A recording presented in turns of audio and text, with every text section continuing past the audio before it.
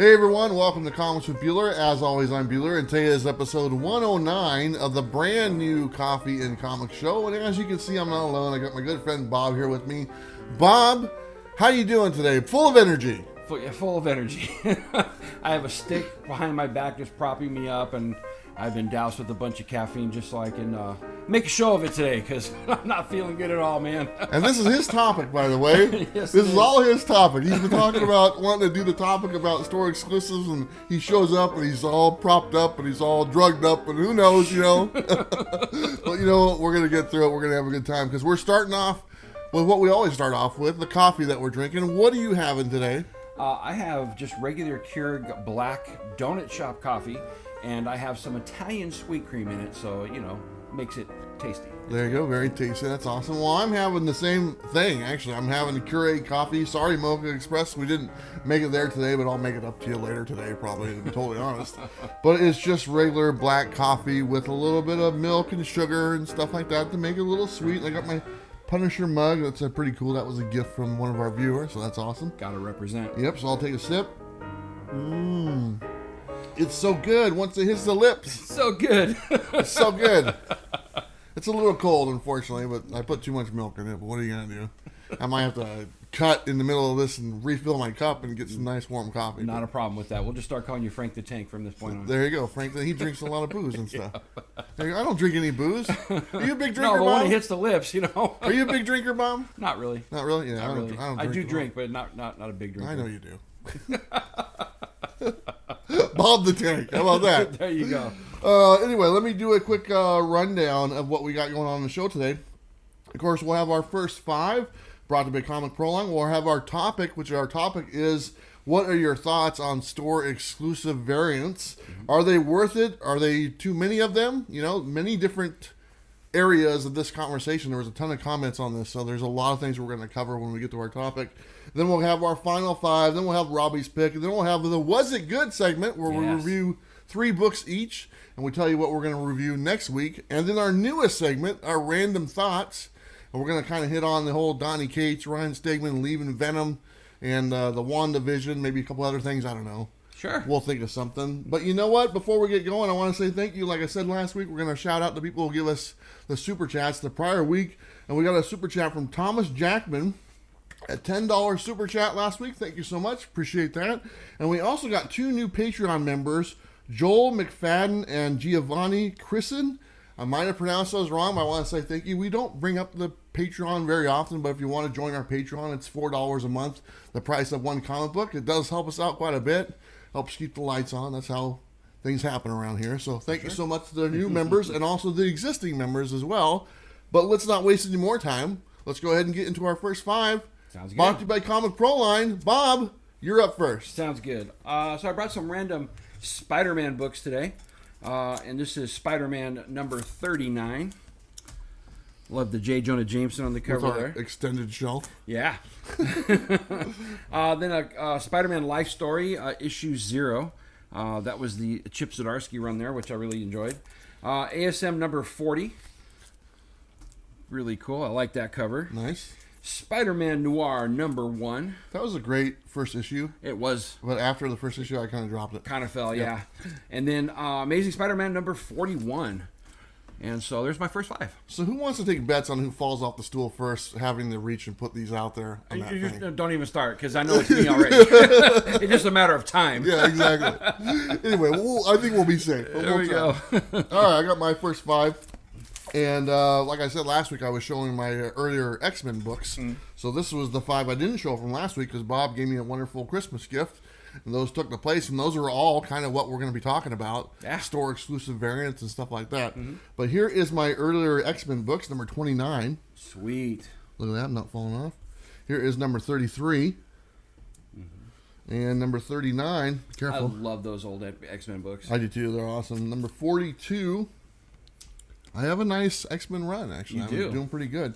Number 45. I mean, I'm collecting 94 through 300, and that's the Claremont run. I'm only missing like 12. Awesome. And I have pretty much all the major keys, so I'm pretty good. So that is awesome. And then a few earlier ones, obviously, as well. And then if you guys don't know, there was a big patch of X-Men that were reprints. From issue 60-something to 90-something. They're all just reprints of earlier issues. Right, but I love those covers. Exactly. Some they switch and some they just did different colors. Yeah, exactly. And, it's okay. I'll take it either way. But anyway, that's our first 5 brought to you by Comic Pro Line. If you guys need any comic supplies, the link is down below. Go check them out. Buy some bags, boards, boxes, you name it, they got it.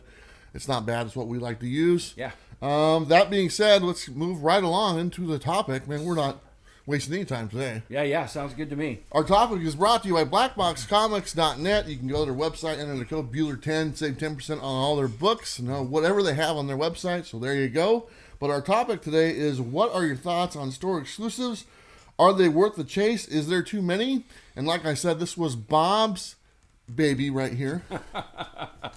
He's been wanting to talk about this quite a bit. And honestly, I'm going to refer to Bob quite a bit for this because...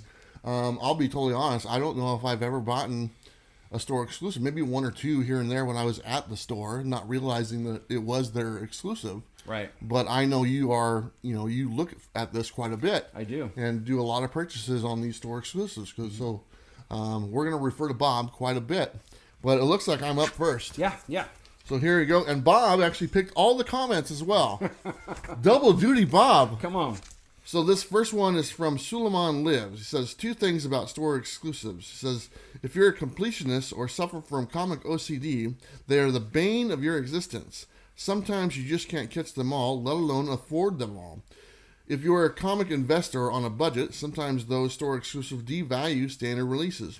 Not only are most of the better artists working only on a store exclusive, but the art itself is better and the rarity is higher. Used to be that cover A was the issue to own, but all these exclusives are tainting them, especially those virgin variants. Yep. All right, Bob, let's hear what you have to say, buddy. Well, I mean, I picked this comment because, when we first started the show, we had mentioned quite a few times when it comes to variants, and as far as the value of a book, cover A was always the one to get. Yeah. And I think with the climate of store exclusives the way that they are, that's kind of changed a bit.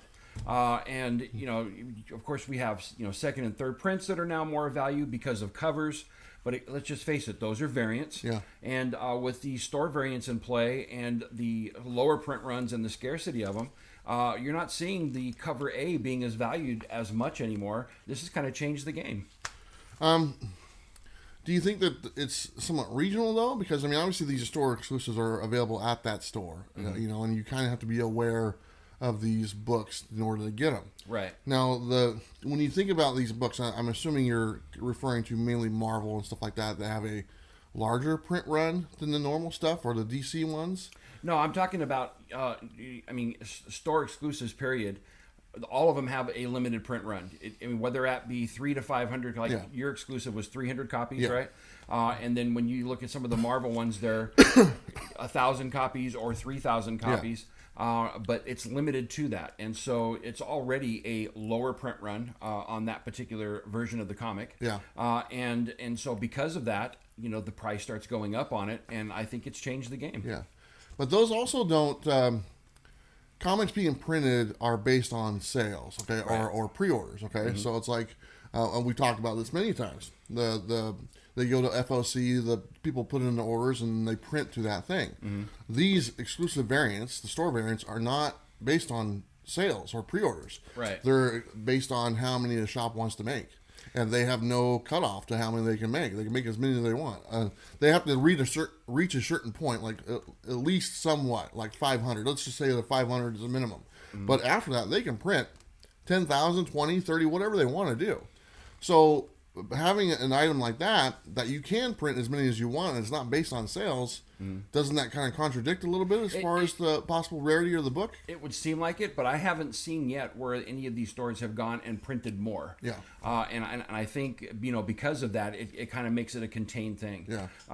And, he mentions especially the virgin variants. And you also mentioned, you kind of got to know which of these stores have them. Sure. We're going to talk more about that as we go along. But those factors do play in.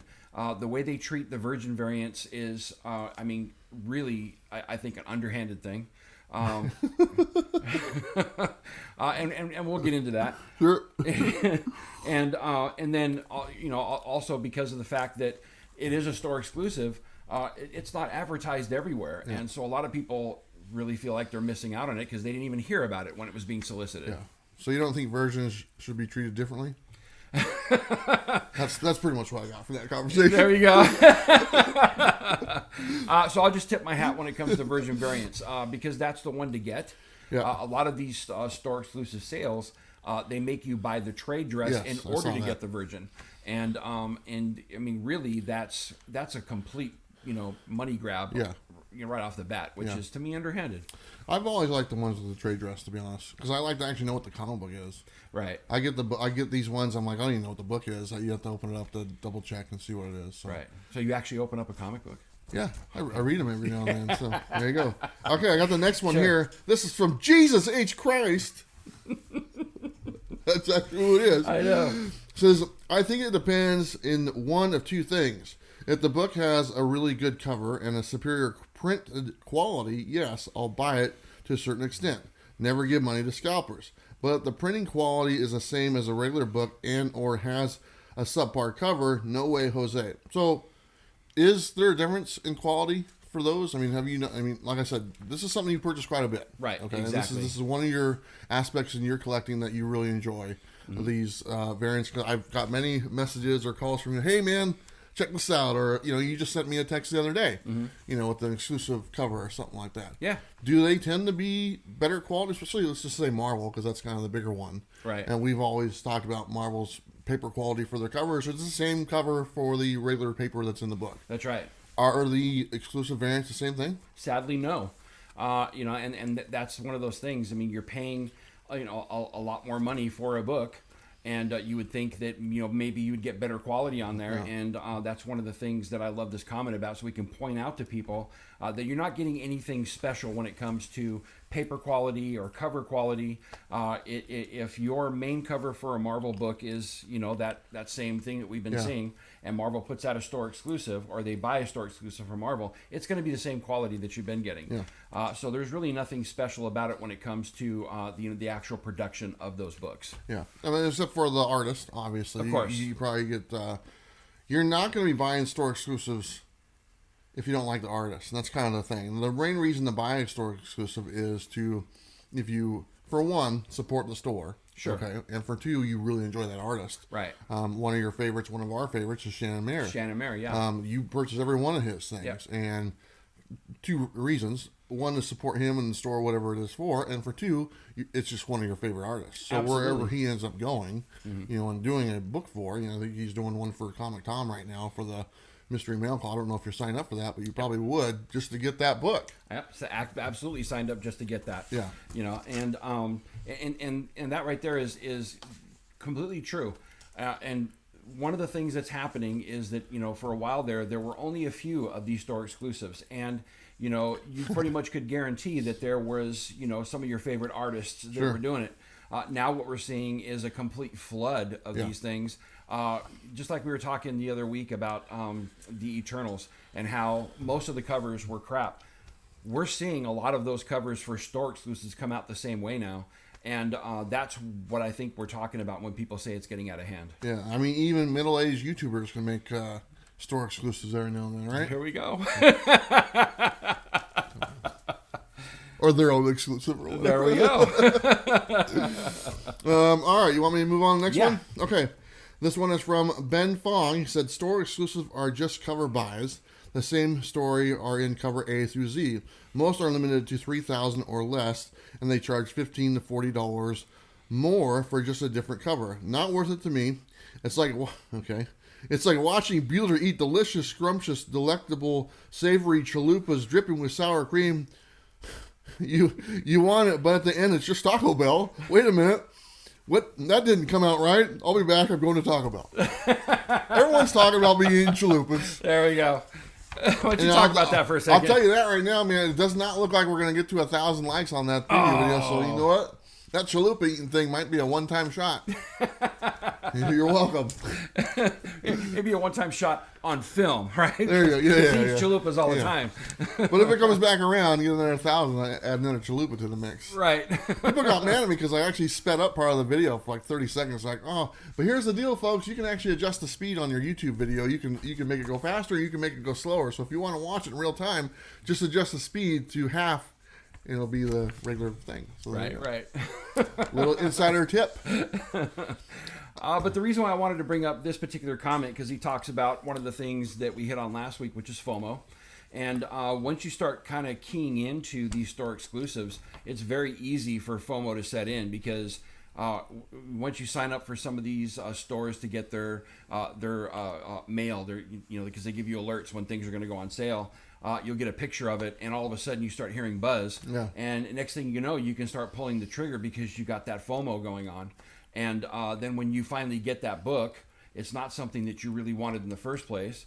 You start to realize it's probably not something that's going to grow in value, and it was just another Marvel book. So hence why he says just regular old Taco Bell. Yeah. And so FOMO can happen, I think, even to a greater degree when you're dealing with some of these store exclusives.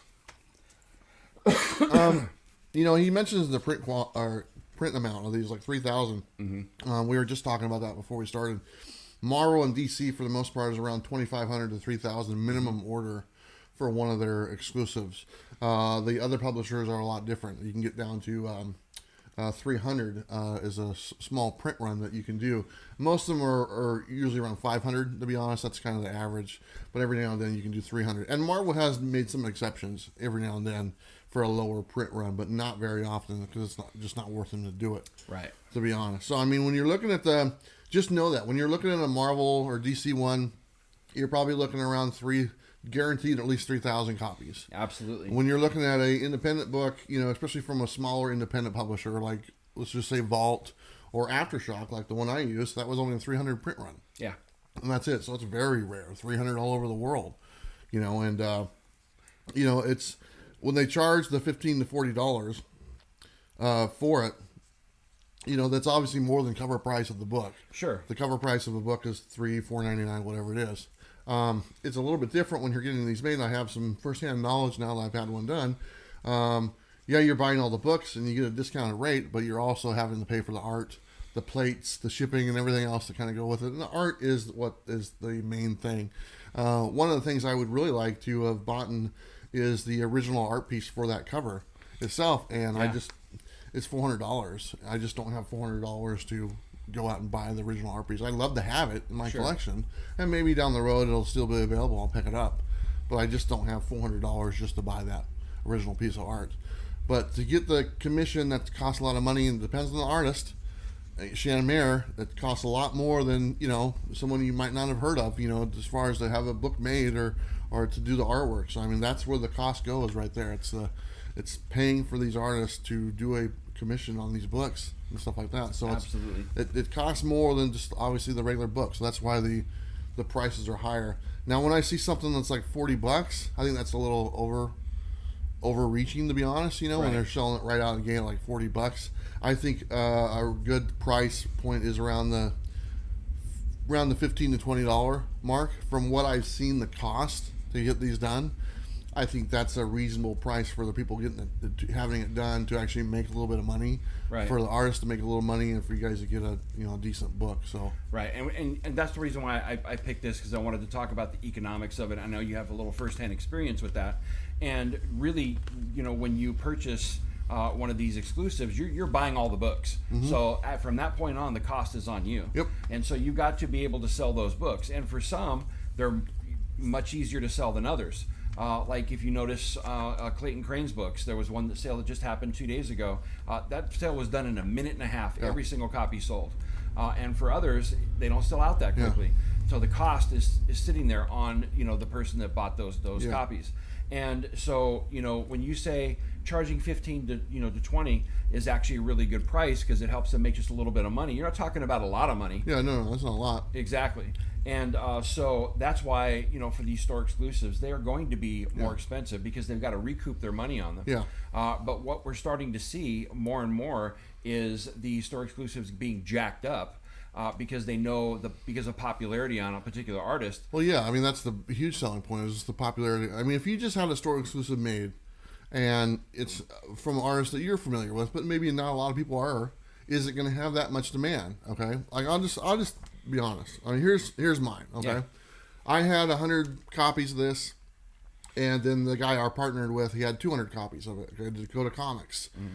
I sold out of mine pretty quickly, pretty easy. I have a nice audience. You guys are watching, bought this book. So I have a certain outlet. He's still sitting on a bunch of them. Yeah. I mean, a bunch of them he's still sitting on, because, he sold to his local area, whoever wanted them, and he sold a few online, but he wasn't able to move those 200 books, and that's not a lot. I mean, moving 200 books is not a lot, but it is what it is. Yeah. And I know he's sitting on a bunch. I mean, it's the risk that he took, and I think he broke even. I made some money on it, which is great, because I was able to sell through mine very fast. Sure. And it's just because I have a very large audience. Thank you so much. But that is the risk you take when you're doing an exclusive that's not a well-known person. If it doesn't say Clayton Crane on there, you better really anticipate what your market in your area will buy, because you will be stuck with hundreds and hundreds of books. I will tell you this, and an old shop I used to go to, I don't go there anymore, sorry, but a while back there was the Walking Dead anniversary that was going on. And comic shops could get their logo printed on the book, okay? And for like $2 a book, and they could order as much as they want. It was a special deal that doesn't happen very often, because like I said, you had to pay for the art. But this time it was just literally, you bought a certain amount, $2 a book, your logo was on the window, it was all cracked and stuff, and you could sell it for whatever. He bought a couple hundred of them, man. He could not give those things away. Yeah, exactly. He was sticking them in people's boxes, and they're like, what is this? And nobody wanted it, But, I mean, that was $400 or $500 that he put out there. I know he has more than half of them sitting there. Still, yeah. Or he's giving them out. Because he ended up giving them away. Because nobody was like, oh, okay, whatever. And it just wasn't a thing. It was bigger to him to do it, to have it with his name, than it was actually going to be a sale. Okay, exactly. And that's the risk that you're taking. I think we'll get to it in a little bit because it comes up again.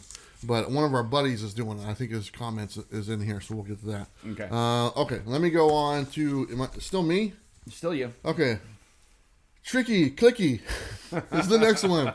Says, I don't typically go after store exclusive variants unless it's either A Scotty Young cover, or B, it's less than $10 and it fits my particular collecting habits. Otherwise, they are too niche. Also, like someone else mentioned, if it supports the smaller LCS out there, I don't think the larger, well-established stores need that kind of support from the comic collecting community. That's why we have incentive covers, and the larger shops already get most or more of these by the sheer volume of orders they place over the smaller shops. It seems intrinsic. What is that word? Intrinsically. It seems unfair and a bad business practice for the industry as a whole. So I wanted to bring that up because I think it's a misnomer in the comic community that the store exclusives actually help out the smaller LCSs. Yeah. Just like you were just talking a second ago, that shop bought a whole bunch of store exclusives to have his logo on it, and he couldn't give them away. Yeah. And on your store exclusive, you were able to sell them because you had an audience here. Yeah. But to go to comics, they still have a bunch. Yes. And so, to think that it helps out the smaller LCS, it really doesn't, unless that LCS has a way to advertise to get it out to a lot of people. Yeah. They're going to be stuck with those books. Yeah, it's definitely, you got to really know. You got to really know what you're doing when you do something like that, especially for the smaller stores. I mean, just add up your clientele that come into your store. I mean, how many box customers do you have? Right. What percentage of those box customers are going to want that book? And then your other customers that you have, do you have enough customers that come in there every week to sell through those books? Right. Because you're putting down a nice chunk of money. I am in a different scenario. Okay, this is a whole different world. Doing the, you guys are spending, multiple times a week with me and talking with me on the shows, and it goes all over the world and stuff like that. So the audience isn't regulated just to the local area. Sure. Okay. TFA down the street, our LCS, they have their own store exclusives. They're just sitting there. Yeah. They still got them. I even saw there's something Stealing the Children. Somebody sold it on the auction last week for $60. Right. We can walk down there and buy 30 copies for $10. Exactly. And they just people don't think to go to order them. I don't even know if they're on their website anymore, to be honest. And they've already sold to their local community. So now they're just stuck. Okay. And comic shops don't get a lot of new customers. Okay. I get new subscribers every day. Yep. Just this month alone, 700 new subscribers. That's 700 more people I could say, hey, would you be interested in this book? Comic shops do not get that luxury. Yeah. So they really have to know what their audience is and what they can do it. Some figure it out.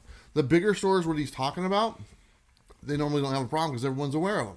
Yeah. Everyone knows, the bigger stores are going to get the Clayton Cranes. They're going to get the Jim Lees or whatever that people are going to be hunting for, and they're on my video every week or whatnot, and they want them. So they're going to sell out.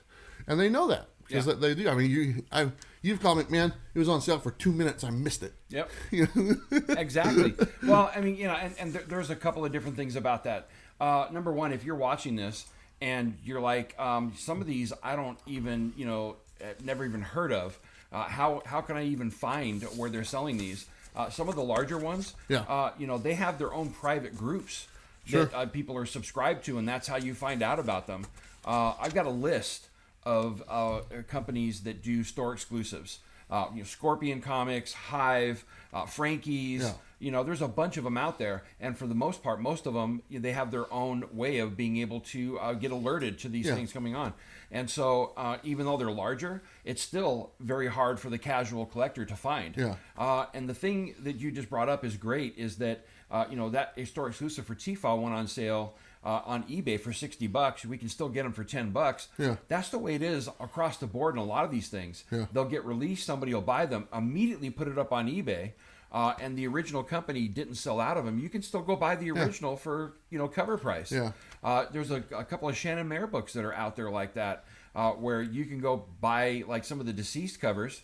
And on eBay they're selling for like $60, and you can still get it for $15 on the original website. So be careful with that. And I also do want to say, if your local shop is doing an exclusive, and if it's something that interests you, you should buy it because it does support that shop. Don't get me wrong. We're not trying to say they don't, because it really does, but only if they sell through. Exactly. If it's a risk that they're willing to take, and like I said, hopefully most shops would know their clientele. But I'm just giving you an example. Dakota Comics. Have you heard of them before I mentioned them on the show?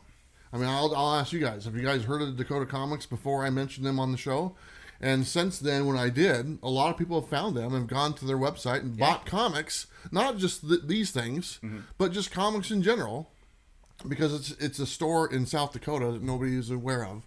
But with this worldwide audience that we have, we can shed lights on that. Absolutely. And people can find these books, because there's a lot of store exclusives that are being made that aren't by Frankie's Comics or by Midtown Comics, that are by these smaller places that are putting their toe in the water and just seeing what it does.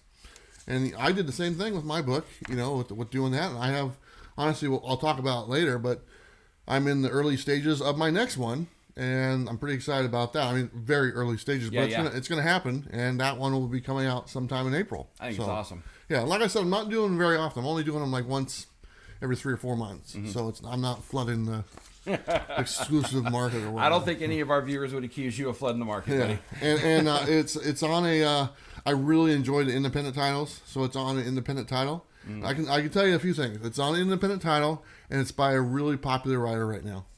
Very cool. So I'm excited about it. Very excited. So anyway, okay, you're up next. Yes. All right. So the next one comes from Headless Hammerhead. He says, some store exclusives are incredible. Comic Tom has had some great ones, like the new Red Sonja. I think store exclusives are great for collecting and displaying, but I don't see why they sometimes sell for over $100 raw. They should be at most $20. Most store exclusives aren't even listed on Comic Book Realm, Overstreet, Key Collector, or other lists of books and variants, but I know they're affected by supply and demand, and sometimes speculators can take advantage of completionists. God knows I've done it and made some money, but it doesn't feel great doing it. You just mentioned that. You just mentioned the fact that you can go to where the places that made these books and they're still selling for a cheaper price than they are actually on eBay. Exactly. And for a lot of these books, he's right. They're not mentioned on... Overstreet doesn't cover any of them. No, they don't. At all. Key Collector doesn't cover very often many of the store exclusives, and unless they're brought to their attention type thing. or it's one of their own and they're connected to it or something like that. But mainly the prices that you see for exclusives, store exclusives, they're pretty much eBay stuff. It's like whatever it's selling for on eBay or whatever someone feels as though they could sell it for on eBay. That's what it is. I mean, he mentioned the same thing. Most should be around $20. That's pretty much what I said. But they do get up there. The $100 range. And stuff like that. Oh, something even more than that. I mean, the Clayton Crane variant that was just sold the other day. That was kind of like a negative of Spider-Man 1. First of all, the company putting that out, they didn't put it out at their normal rate of like, $30 or $40. They're starting right off at $70. So they're starting to raise their price because of what they're seeing on the secondary market, which is immediately, if you go to eBay right now, they're selling for $300. Yeah. Well, right? I mean, people are buying them. They shouldn't shortchange themselves. I mean, if they know that they're going to, if I have 100 copies, okay, and I'm going to put it at $20 and it sells out in a minute, I might have been able to get $25 on it. Exactly. And then the next time around, I try 25. It does the same thing. Right. Next time, and it kind of rolls and rolls, and you get up to that point, and you kind of see, okay, finally, I'm up to a $100 price point. Instead of 1 minute, it took 5 minutes. You know what? That's worth it. I'll still do it because it took 5 minutes instead of one. Absolutely. And that's what you'll see as time goes on. You'll see people pushing the limits of what is a acceptable price on the market because there is nothing to go to and say, how much is this worth? Right. There's no, like I said, Overstreet doesn't list this, Key Collector really is not, I mean, it's in there every now and then, but especially when nothing's on the market yet, it's a brand new book, and stuff, and they could see what people are willing to pay for it. Absolutely. And on that note, I would just, caution people, just be careful. When it comes to this type of stuff, because of the fact that it's not really listed in those particular apps and stuff that they're talking about, I originally did not collect exclusive variants because of the fact that they weren't recognized by the comic community as part of a normal collected run. And if you don't get it for the first price that it's solicited at, then you're at the mercy of buying it on eBay. And I'm just going to say, be careful with that because people are putting a high price on it. And if you're not careful, you will get bit by that. If you don't really know about it, because you're going to pay $100 for a book that 9 times out of 10 you're having FOMO over because you missed the original sale. Sure. And then the next thing you're going to find is that within the next 6 months, the price of that book is going to be down to less than cover price. And you don't want to get bit by that. Yep, exactly. All right, next one comes from Eric. That's the Rogue Trader, our good buddy. He says, I enjoy store exclusives. It's an opportunity to collect quality comic art and to collections. But I do view it as more than comic art because they are strictly cover buys. I buy A covers for readers. Side note, thanks to guidance from Bueller and Bob, I have just purchased my first store exclusive cover. There you go. That's pretty awesome. That's kind of what I was mentioning. We get to that in a little bit. Yeah.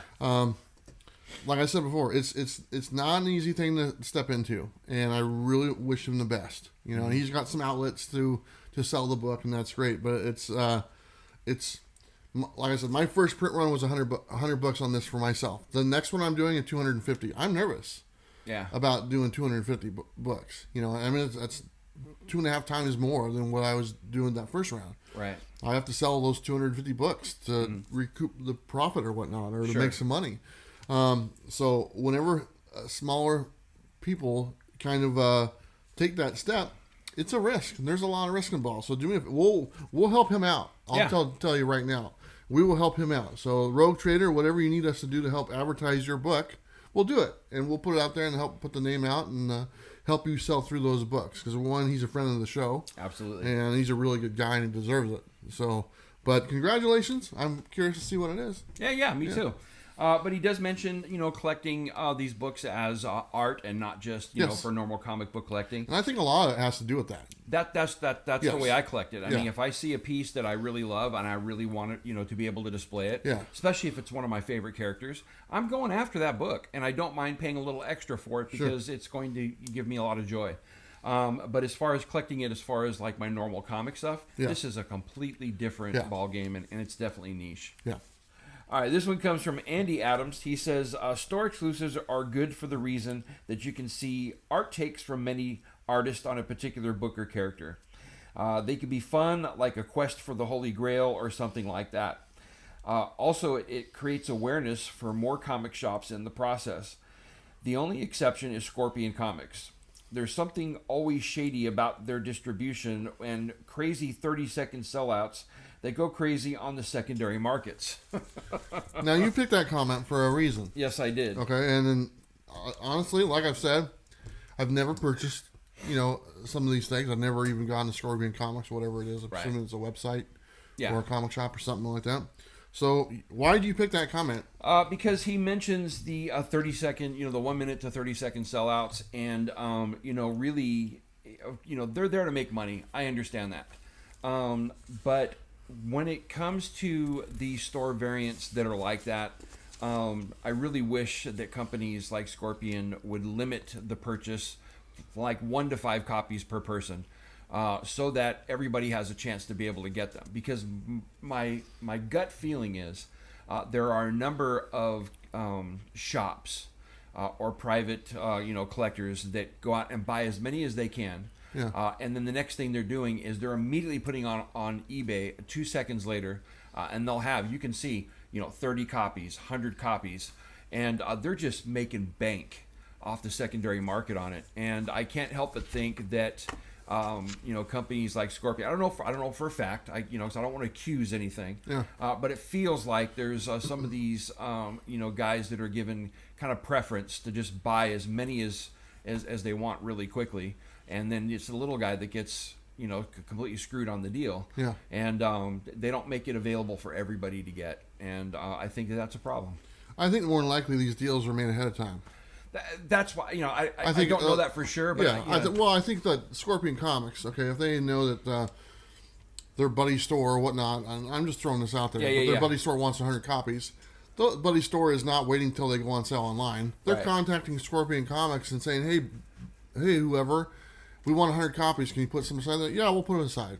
Right. Do that. That's probably what's happening. Yeah. And so there's probably already a bunch sold even before they are sold. Right. Online. So the ones that they sell online are really what's left for people who want them. Right. And at that time, they're already halfway gone, because they're selling beforehand. That's probably the case. I mean, that's normally what people would do. I mean, if you're selling to another retailer, it's not like they don't know each other. Right. It's a very small community. They're all part of the same union. I mean, it's not a union, but the Comic Pro, whatever it is. So they work together. I know because shops work together. Yeah. So it's not... Shop A doesn't call Shop B, and Shop B says, wait until they're online, you can order 100 things then. No, they say, okay, we'll hook you up. We'll get you 100 copies. No problem. Boom. There you go. My issue with it, more than anything else, is that the majority of those copies are never bought for what the actual price was in the sale. Yeah. It's all aftermarket, and all the collectors that are buying those are getting gouged for enormous amounts of money. And that's the part that really feels crappy. Are you getting gouged? No. No. I won't buy You after won't do it if I can't get it for the cover price. That's why I call you up and I'm mad. Missed out on that one, right? because I'm not I refuse to pay the enormous amount of money for a book, because that's what they're doing. They're gouging people. Yeah. Did you get your Daredevil second print? Yes, I did. Okay, yeah. I bought a copy just in case you didn't, because I didn't want to hear you. I didn't get my copy. I'm still looking for that 1 in 25, because I won't pay an enormous amount of money for it. Yeah. But I've already seen the price come down a little bit on it. If I can get it for $50, I'll buy it. But I'm not paying anything over that. Wow. $3.99. All right, I got the next one here. Mm-hmm. This is from AirSpider23. Says, store exclusives are great. Nobody is forcing you to buy them all. Mm-hmm. They add more collectability to any issue that has one. Some deals are better than others. One retailer may offer sets at a cheaper price, while another will split them, and you might pay more. The ones that sell out in seconds drive people nuts. Others sit and are discovered later when a new key is announced. I like them. Okay. Why did you pick that one? Because he talks about the splitting of covers, and we talked about that earlier. Is that like the Virgin and the... Yeah. And I just think that that's a practice right out the get-go. The company is buying a certain amount of copies. Yeah. They don't have to buy a certain amount of versions or a certain amount of trade dresses. They buy them that way, and it's like I'm going to make sure that I get you to pay for this trade, so that you get the Virgin, and you're paying all this money for it. Yeah. Now, I have pulled the trigger on those because, especially with the Shannon Mayer books, I really want that Virgin cover for my collection. But it makes me so mad that they do that, because they're forcing you. Yeah. Of course, it's my choice. But if I want it, I have to buy that, and that just to me is shady. Well, I see what you're saying, but I also see on one hand, like we talked about Marvel 3,000, you have to buy 3,000 copies. I think this is a loophole to that thing, to where they can order 1,500 copies of the regular and 1,500 copies of the Virgin one, and that counts for the 3,000 total. It's a lot easier to sell to 1,500 people than it is to 3,000 people. Mm-hmm. If you can cut the amount of people you have to sell your books to by half and charge a little bit more, then it'd be easier to do. Okay? And I see why they would go that route. I mean, I still wouldn't buy it. It doesn't interest me at all. But I see how they do that. It's like, hey, can I convince 3,000 people or 1,500 people to buy this? I'd go with the 1,500 people, and I'll say, hey, and not only are you convincing 1,500 people, but you're also saying, hey, buy this and you get this. Mm-hmm. So it's like, and the added surprise of this, instead of just one thing. Right. Selling one thing to 3,000 people is harder than selling one thing plus a bonus to 1,500 people. So I see what they're doing, and whether it's a good practice or not, I see what their logic in it probably is. So. Right. Well, the only way I've been able to rectify it is that I'm being forced to buy that particular copy, and I have a really good friend who likes Shannon Mayer as well. Yeah, so I get a chance to be able to bless somebody with that other book. There you go. I like the trade dress. All right, the next one is from Derek again, Magnus. He says, store exclusives are worth it if you are doing it for fun or support. Fun is hopefully understood. Support means that you support your LCS, favorite artist or writer, etc. Hopefully it's both fun and in support. I bought plenty to have boiled it down to these. If you're buying exclusive from me, you're supporting the channel. Yeah. That's what it is. When I did this, I took a very low risk at 100, and I was pretty, like I just said, how many people do I have to sell to? Right. I was pretty confident I could sell 100 copies to 1,700 viewers. Right. That's a pretty easy thing to probably do, okay? But to sell 100 copies to 300 customers, a 1 in 3, if that's your customer base of the store, your work's cut out for you. Sure. So it's a little bit different. So I support what he said. If you can support the artist, maybe not a well-known artist, at the point, you can support the shop and you can support the people behind it, and kind of go from there. That's why these books are somewhat special, I think. I mean, if you're a fan of them or whatnot, and you want to be a fan of the artist, a fan of the people putting it out, this is your way of supporting them and getting something in return as well. So absolutely. I just want to say, Derek, thank you very much.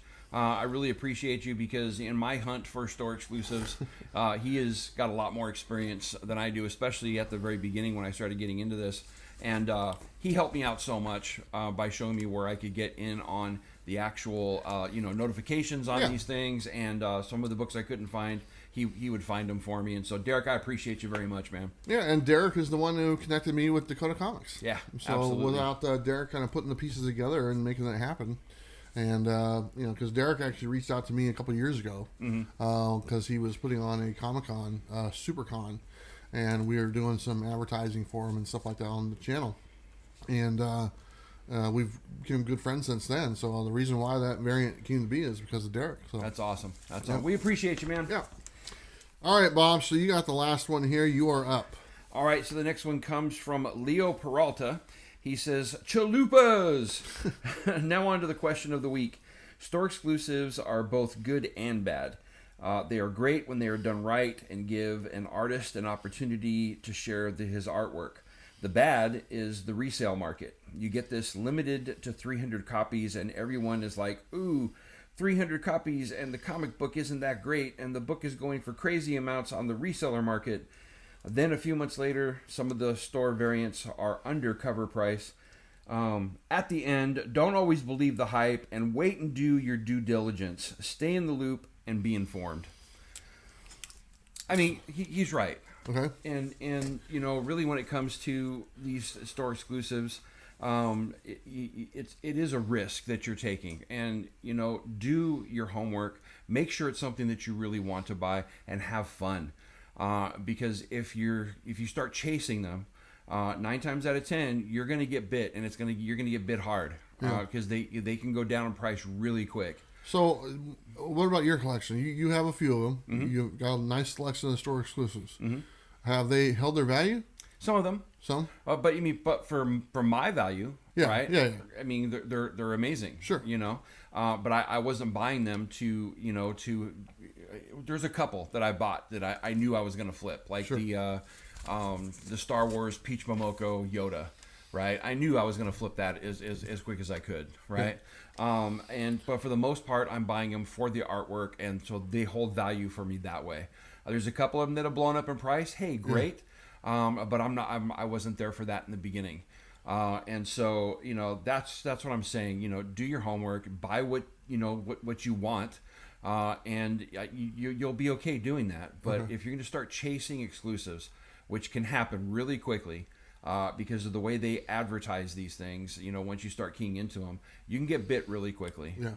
Okay, so take the ones that we're talking about, the lower end, like $15-$20 out mm-hmm. for a thing, which are obviously they're not like the big name artists and stuff like that. Sure. And let's just ask. I'm just going to ask you. So the bigger ones that you're talking about, like they're gone within a minute or something like that, right. And stuff. Is that something that's worth investing in? I mean, if you're sitting there buying, it's like, hey, should I buy these store exclusives that come on sale, and they sell out within a minute, they're like $50-$60, whatever they are. Do they hold their value 6 months later? Do you see people actually making money just going after that part of this hobby? Yeah.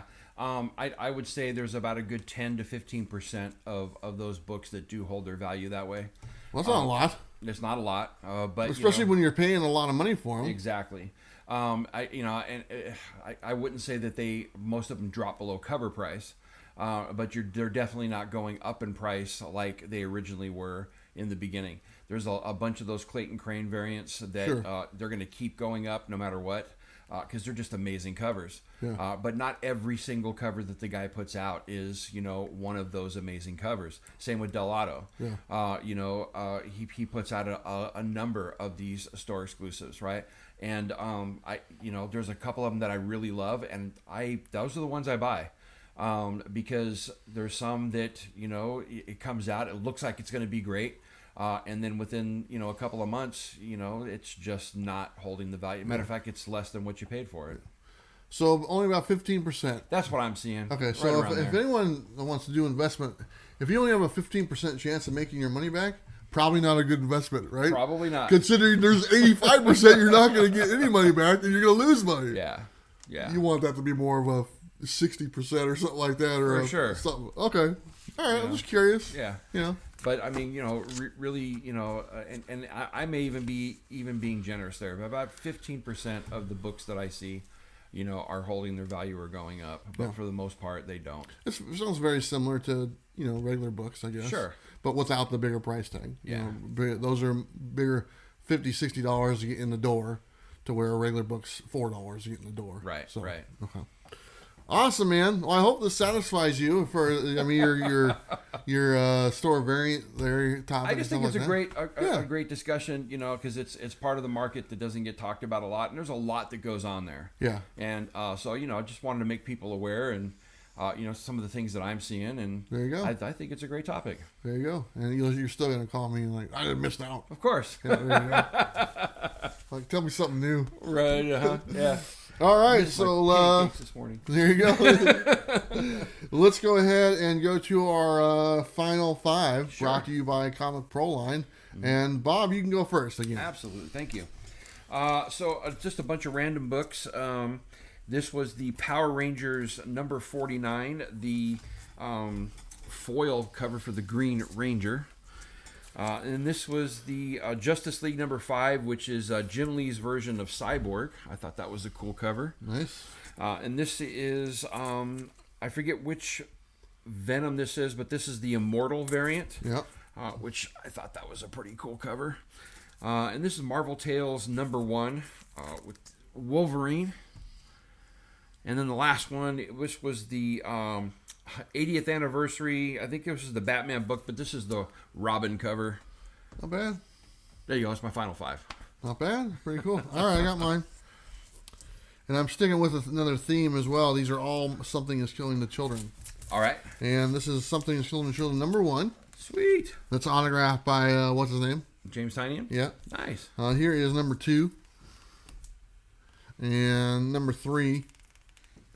Yeah, then a couple of my variants. I don't know what numbers these are, but here is a variant for one of them. And a variant for another one. Very so there you cool. go. Something is Killing the Children. I think I have the whole. I think I missed like 2 or 3. Oh, really? Yeah, but they'll show up. I'm pretty confident. That's pretty cool. I had one of my viewers this week. He had sent me an AOK, and inside the AOK was the face mask. Oh, right on. It has the design from, That's it's a little tight on me, but Yeah. that was pretty cool. That's pretty cool. Yeah. Yeah. Yeah, I got the face. My buddy gave me the face mask of Hannibal Lecter. Oh, nice. I don't wear it. Anyway, that's our final 5 brought to you by Comic Pro Line, and some pretty cool books. But let's not waste any more time and go ahead and go to you know who, Robbie's pick of the week. The box. You opened it. We came. Angels to some, demons to others.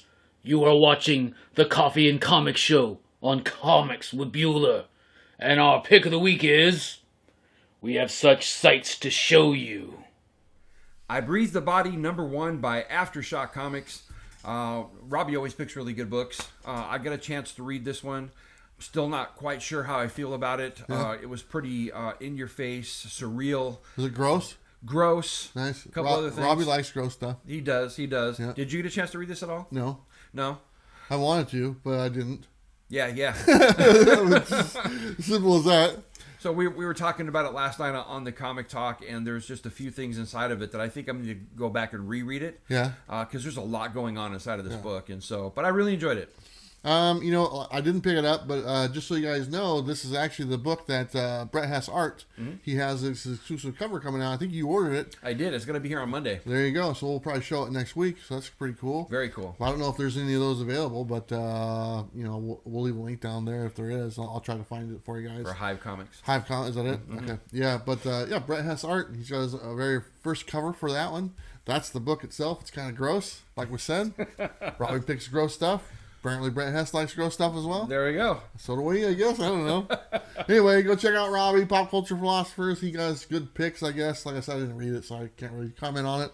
But not bad at all, right? Not bad at all. All right, let's go on to our fan favorite segment, the Was It Good segment, brought to you by, I don't know who. Let's see, we'll just say Scout Comics. Scout Comics. There we Even go. though we don't review Scout Comics, we hardly get any of them. But here we go. Was it good? And you know what, Bob, I'll have you go up first. So, Bob, first one on your list was Once and Future. What was that, number 10? I think it was number 10. All right, whatever issue it is. Bob, was it good? It was good. I really enjoyed it. I love Dan Mora's artwork. Tamara Bonneville's colors is always great. Karen Gillan writing.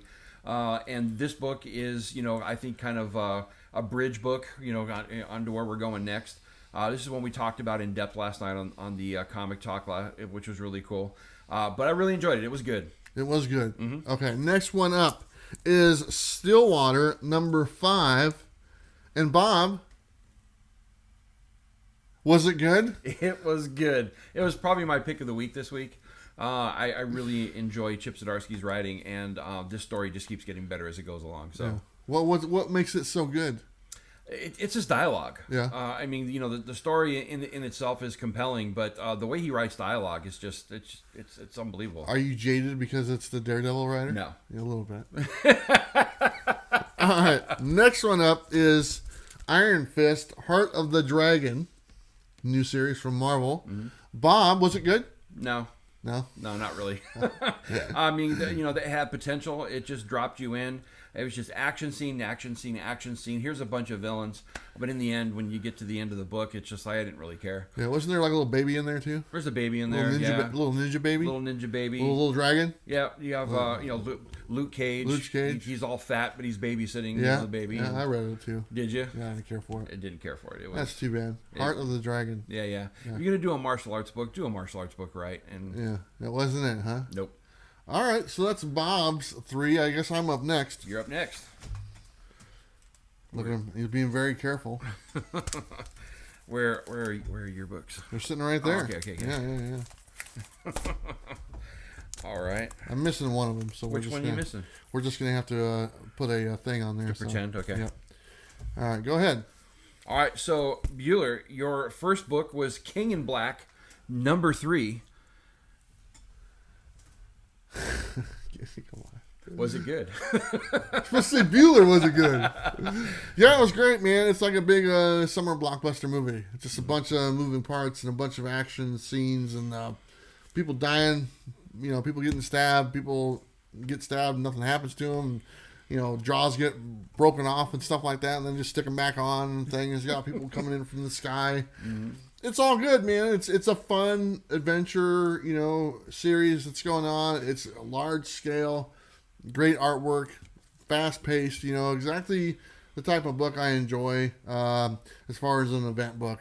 It's somewhat similar to Deceased, to be honest, as far as like the pace of the action and stuff like that. So, was it good? Absolutely was good, and I got that cover, which was the spoiler cover, which shows Thor getting stabbed. So right. I didn't see that until actually that Wednesday. So pretty cool. Did you like that last page?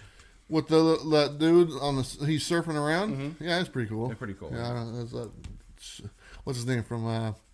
Oh, never mind. I won't spoil it. Spicoli. Oh yes, Jeff. What was that? Fast Times at Ridgemont High. Yeah, there we go. All right, so your next book is Deceased at Dead Planet, number 7. Bueller, was it good? It was good, but it's over, and that's sad. It is sad. I've really enjoyed this series from the very beginning, and they wrapped it up to where, you know, it's a good ending for it. You know, so if they didn't make another one, which I don't think that's the case, I think they will have more Deceased in the future. But if they didn't, it's good. They fulfilled the story. They overcame the virus. You know, they were able to, you know, heal some people, and the emotional thing at the end of the book where some of the people that you thought were lost forever, the fact that they were able to heal them and bring them back and have them reunited after years and years of being zombies. I mean, I don't know how that works, to be honest with you. You think if you're a zombie for 5 or 6 years, your skin's all nasty and you got clumps hanging off, and then you just cured, you're good, even though there's a chunk missing out of your arm? Right. That doesn't make any sense, but you know what? We'll just go with it. All I kept thinking was, oh, he made it possible to kill them again. Yeah, exactly.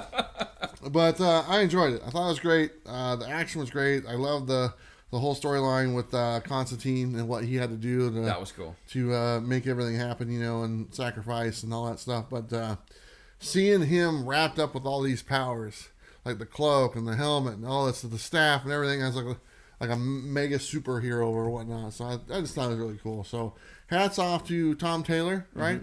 For, you know, bringing some really fun. This is like my last DC book. I don't have anything else on my pull list now for DC. And you're not going to be getting those in March, are you?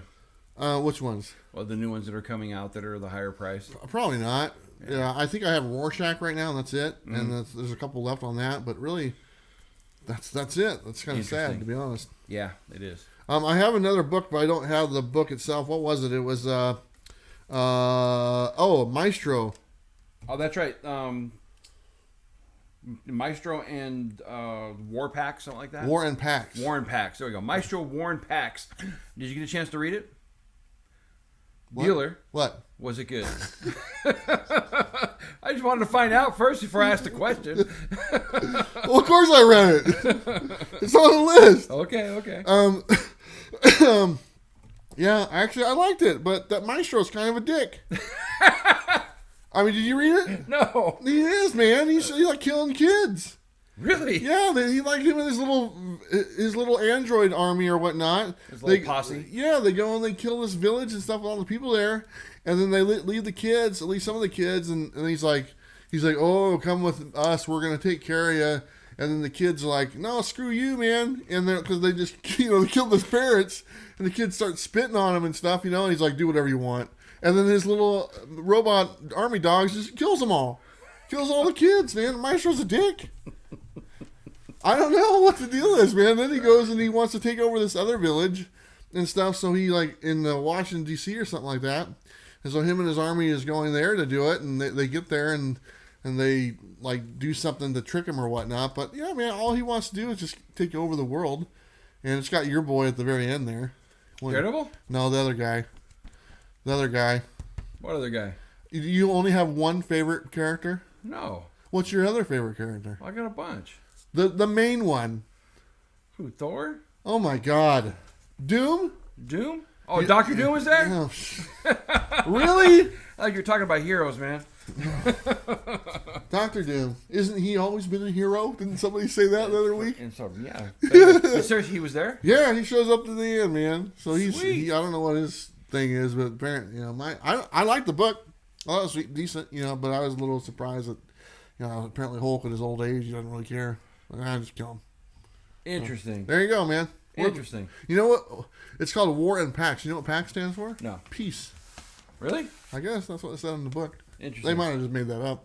It's like Italian for peace. Latin. Latin, I don't know. Sure. Interesting. I don't know, man. So there you go. So what 3 are you gonna read for this week? This week I got Daredevil number 26. So I had to read that one. And then I'm going to read Future State, The Dark Detective, number 2. And then Something is Killing the Children, number 14. Nice. What are you going to be reading? Department of Truth, number 5. Spawn, number 314. And Amazing Spider-Man, number 58. I think that's the end of something. I don't know. They might probably just keep it going or whatnot. So Sweet. Those are the 3 I'm reading. And that's will be part of our Was It Good segment. We might add a different book in there. I don't know. Depending on what happens. You never know what'll happen. You never know. Let's move on to our newest segment. Mm-hmm. And this is Random Thoughts with Bob and Bueller. Come on. And these are just random thoughts. And the first thing is first. Mm-hmm. Something that came up last week was Donny Cates and Ryan Stegman have decided to leave Venom here in a couple issues, 200 or whatever number that really is. And they're no longer going to be doing Venom. So what is your thoughts on that? Well, I don't think this is something that was just a decision that happened in this last week. I think that they've known for quite some time that sure. That they were going to be leaving after the Venom run. I'm going to hate to see them go because I've really enjoyed this run. But I'm kind of excited to see what they're going to do next. Do you have any idea? I don't. I'm going Hulk. You think so? So here's my reasoning. So a lot of people are saying, oh, probably Spider-Man. He's already kind of been in that sandbox for a while, and he never even used Spider-Man in the Venom titles, and he could have, no problem. It's the same Spider-Verse, whatever it is. It's Spider-Man related type thing. If he does go to Spider-Man, great. I'd be no problem with that. But a sandbox he hasn't been in is Hulk. Yeah. And the whole Hulk universe and everything like that, Immortal Hulk is coming to an end on issue 50. I mean, they're just a couple months away from that being done. There's no way Marvel is not going to let there be a Hulk book out there. So Incredible Hulk or whatever you want to do it or whatnot, that would be a great thing for him to get involved in. I think he would enjoy it. I think he'd still be doing Thor. I think he could cross over the two. And I think he would kind of do, he would take Thor out and like a cosmic Thor almost, like Planet Thor, or I'm sorry, Planet Hulk or something like that, where Hulk's off world or kind of go there. So that's my. I don't have any inside information. Well, it's just something I was thinking about doing, putting 2 and 2 together and seeing something totally different for him to work on. It's funny you say that because last night on Hero and the Kid we were talking, and Jason from Heroes to Icons was talking about how the Immortal Hulk could very well be part of the whole cosmic story that Donny Cates is telling, because as we saw in issue number 25. When we're talking about, the larger picture, and we have the coming of the light that's supposed to be happening. He was making this connection to the Immortal Hulk that I thought was very interesting. So you may be onto something there. And so... Yeah, I put on my Instagram like last week, and I was like, Hulk Cates or whatnot. Like I said, I don't have any inside information. It's just something I was thinking about. Yeah. Things that are coming to an end and things that need to start up again. Okay. Hulk is coming to an end. Donny Cates' run is coming to an end. Hey, why not put them together and go from there? Yeah. So that's really the only thing. My only reasoning, besides I'm not picking Spider-Man, I don't think Donny Cates wants to do a book where that book also has other books with the same character. Sure. Like there's another Spider-Man book coming out. Right. I don't know the name of it, but it's a regular series. We're only a couple months away. and not to mention the other stuff. So I think he likes having something dedicated to himself. Right. And for another title that had the same name or the Spider-Man name attached to it. I'm not talking Miles Morales. I'm talking, it's a Spider-Man book. Do you know what I'm talking about? No, I don't. Okay, it's like this. Maybe it's spectacular. I don't know, but there's a brand new Spider-Man book coming out, and it's not by him. So Interesting. anyway, that's kind of my thoughts on that. So we'll just have to wait and see. But I'm sure there's something lined up that'll be pretty cool. We'll probably find out this week, maybe. Yeah. But my thought on it is that the very, very good possibility maybe that new Heroes Reborn that we're hearing about. I mean that would be kind of a cool take because we have this possible reset happening. Yeah. I don't know if that's going to be going on with the whole universe. But I did see a solicit with a Juggernaut Doctor Doom. Did you see that? Oh yeah. I thought it was pretty cool. But who knows? I mean, maybe they're putting him on something like that for a little bit. Sure. Would be pretty cool. Or maybe just Thor. Or maybe just Thor. Who knows? Maybe he's taking a break. I don't know. Next thing, random thoughts. WandaVision episode 3 came out. I'm pretty sure. Did you watch it? I did. What do you think? I thought, episodes 1 and 2 had a certain cadence to it, which was pretty cool. And I liked the whole nostalgic feel to it, for old sitcoms. I thought this one was like above level campy. Yeah. Than the other two, than the other previous episodes. And the other two were campy as well. They were campy as well, but this went up above it a level. Yeah. So it was kind of difficult to watch the first time. Sure. I'm gonna have to watch it another time. I thought there was less. People are going and saying that this episode kind of breaks things open. I thought there was less inside of this episode than the other two. Huh. I know that people are kind of keying on this whole thing about the husband. He looks better in the dark. That may be being Mephisto. I think that's still speculation at this point. But I don't think really much happened inside of this episode to really make anything of it. Yeah. I thought to myself the other day, and the only reason I'm watching it is because it's Marvel. Yeah. And if it wasn't Marvel, it was something else, I probably wouldn't give it the time of day, to be totally honest. Yeah, it's okay. It's not really earth-shattering. I know a lot of people are really liking it and stuff, and I'm glad I'm watching it, but really that's the reason. I'm watching it because it's Marvel. And am I going to go rewatch it? Probably not. I don't have any desire to go back and watch 1 and 2 and 3 for that matter. It's like, I just kind of look at it as like, okay, let's just get to the thing and go from there. Right. Get to the reveal and build from there. Then let's do it. Because a lot of it I kind of feel as though is the campiness and just the forgettable stuff. Right. There's all the campiness doesn't. It's story building. Don't get me wrong, but none of it is needed to get. Once we get to the point we are, right, we're trying to get to. Whether they're having a dinner party and laughing or whatnot. Oh. We didn't order the right meal or whatever. Right. All that stuff is just fodder. Yeah. Stuff, and I'm like, oh, okay, whatever. So I don't know. I'm gonna keep on watching because there's not too much more to watch. Right. But it's not like it is what it is. It's not groundbreaking, is what you're saying. You compare that to like the Mandalorian.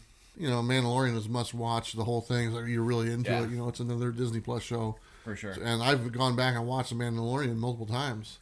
This is not a show I'd go back and just. Oh, I want to binge watch this again. So. We're all waiting for the point where Wanda is not going to be able to hold it together. It all starts crumbling in. Yeah. Right. Because right now she's basically creating a whole reality. Right. And I just think that the vehicle that they're using could have been done in 2 episodes. You don't need to go further on with that type of stuff. Yeah, I think they're going to go a while. Yeah. Well, from what I understand, the episode length is kind of held to what original sitcoms were, and that the episode length is going to get longer as we go along, as they come out of that. Yeah. So they're still pretty short. They're like 23 minutes. Yeah, exactly. Yeah.